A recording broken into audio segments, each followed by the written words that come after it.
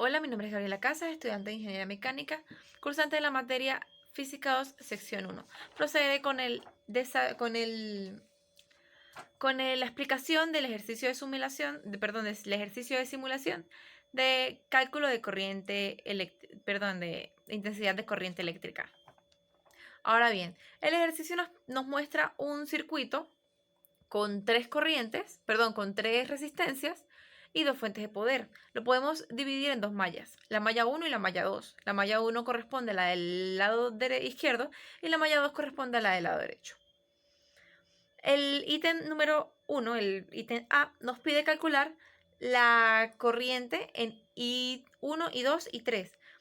El ejercicio asume las corrientes que I3 está entrando en el nodo A e I2 e I1 están saliendo del nodo. Por lo que podemos aplicar la primera ley de Kirchhoff, la cual nos dice que la sumatoria de las corrientes que entran es igual a la sumatoria de las corrientes que salen. Si lo despejamos, obtendremos que I3 positivo menos I1 menos I2 es igual a 0. Esa es nuestra primera ecuación. Para el cálculo de las mallas utilizamos la segunda ley. En la malla 1 tenemos un potencial de 12 voltios en la fuente y tenemos una resistencia de 4 y una de 10 ohms respectivamente. Asumimos la trayectoria en la malla 1 en sentido horario, por lo que entramos por el polo positivo de la fuente y salimos por el negativo. Tenemos un valor de menos 12 voltios más 10 ohms positivos, en este caso, que es la primera resistencia que encontramos, la cual va en contra de la trayectoria, ya que va subiendo y la trayectoria va bajando. Por lo tanto, es positivo. Más 4 por la corriente 1, ya que la corriente 1 entra por la fuente negativa, sale por la fuente positiva hacia la resistencia. Entonces iría nuevamente en sentido contrario, ya que en este caso la trayectoria de la malla 1 va subiendo y la corriente en la resistencia de 4 ohms va bajando. Por tanto, es positivo. Todo esto es igual a 0 y tenemos nuestra ecuación número 2. Para la malla 2 hacemos el mismo procedimiento, pero en este caso salimos del lado positivo de la fuente, subimos hacia la corriente de 10 ohms, pero como la corriente I3 y la trayectoria de la malla 2 va en el mismo sentido, tenemos que es negativa ese producto, por tanto es menos 10 por la corriente 3. Lo mismo ocurre con la resistencia de 4 ohms. La corriente I2 y la trayectoria que llevamos van en la misma dirección, por lo que queda menos 4 y 2, que es la corriente 2. Esto todo se iguala a 0 y tenemos nuestra tercera ecuación. Obtenemos nuestro sistema de ecuaciones, el cual nos da que la corriente 1 es igual a 1.3 amperios. La corriente 2 es menos 8,38 amperios, 8,38. Y la corriente 3 es 0,75 amperios. ¿Por qué un valor nos da negativo? Porque el ejercicio ya nos daba la dirección de las corrientes, pero aquí podemos evidenciar que esa dirección está mal. ¿Qué es lo que nos está diciendo? La corriente 1 en el circuito está dibujado saliendo, se dibuja saliendo. Y nos dio positivo, es decir, que esa dirección está bien, ese sentido. El sentido de esa corriente está bien. La corriente I2 nos da un valor negativo y nos dice que está saliendo. Si nos da el valor negativo al calcular la corriente, es decir, que está en la trayectoria, en el sentido equivocado. Por tanto, la corriente 2 no sale del nodo, sino que entra al nodo. Y en el caso de la corriente 3, que nos da 0,75 amperios, nos da positivo, es decir, que la corriente I3 sí está entrando al nodo. El segundo ítem nos pide aumentar el valor de la fuente, es un 40%. Nosotros le sumamos el 40% y nos da para la fuente de 12 voltios 16,1 8 voltios y en la fuente de 6 le sumamos el 40%, lo cual nos da el 8,4 voltios. Hacemos el mismo procedimiento, por cálculo del nodo A nos da la ecuación de I3 menos I1 menos I2 es igual a 0, que es la sumatoria de las corrientes. Y usamos exactamente el mismo procedimiento que usamos en el primer ítem. Para la malla 1, igualmente usamos la misma trayectoria.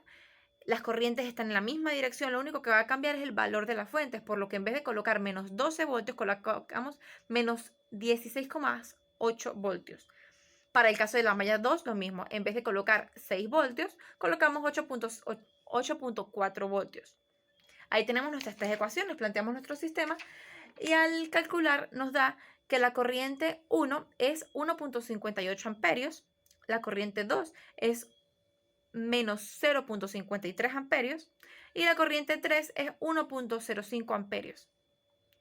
Nos da también la corriente 2 negativo, es decir, que está planteado en la dirección equivocada, el mismo análisis que planteamos para el ítem A, de por qué da negativo y qué ocurre con el sentido de la dirección, perdón, el sentido de la corriente 2.